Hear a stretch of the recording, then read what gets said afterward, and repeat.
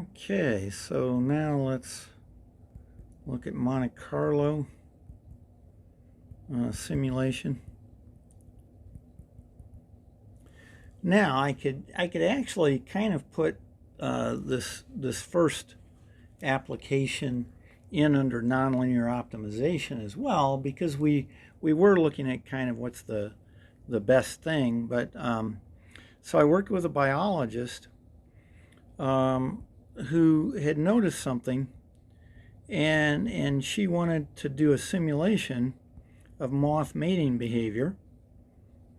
And I say this is sort of an optimization in that we looked at some different scenarios and then asked which one was the best. But it was interesting because she observed these moths, and the reason the moths were important was because they hurt crops and so forth. So, you could spray and kill the moths, but that would maybe kill other things or poison birds or whatever. So, what they wanted to do was just kind of understand the mating behavior better and see if maybe that would give them a way to more delicately control the moths. And it was interesting because, you think in science, well, right, everybody gets the same answer, and so, well, no, they don't always. And so what one biologist had thought was a female came, sat down somewhere, and then sent out a pheromone. Okay, so pheromones, we can sense them, and even humans can. Various pheromones, we create pheromones. But so this female would create these pheromones, and they would go out into the air, and so then the males, would be here, and they would, if they found that pheromone, they would follow it to the female and mate. Well, so the one biologist said the females sit and never move. Okay, but my biologist friend said, oh, females will move if a male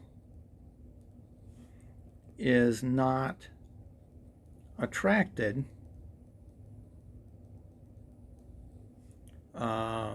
in some amount of time.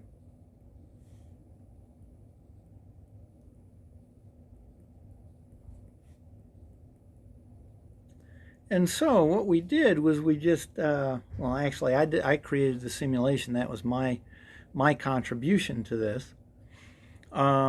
Created a simulation with the help of the biologist as far as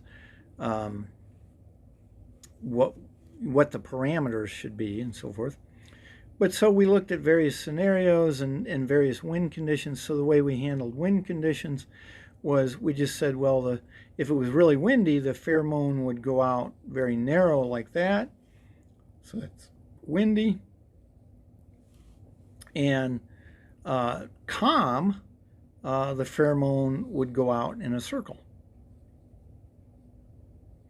And so depending on how windy and so forth, then we would do that, and we would put the males out here, and the males would simply fly around.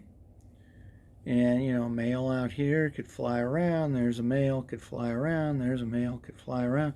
And if that male got into the pheromone stream, then it would make a beeline to the female.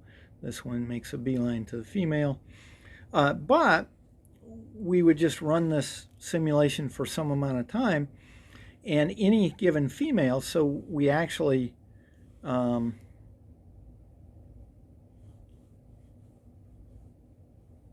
there we go. We actually put lots of females and males out in some region randomly,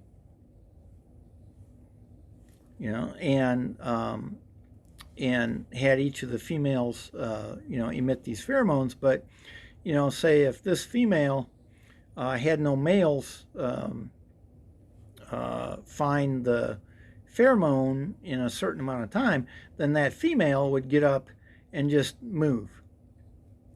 And we had different strategies for movement, just random movement, movement downwind, movement upwind, and so forth. And what we found with this simulation, with some very simple rules, was that moving upwind, so if the wind is coming this direction, then the female, the best strategy that we checked of strategies was for the female to move, and in particular move upwind.